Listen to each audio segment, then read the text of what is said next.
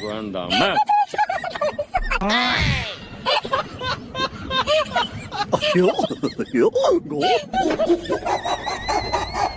Esto se va a poner feo.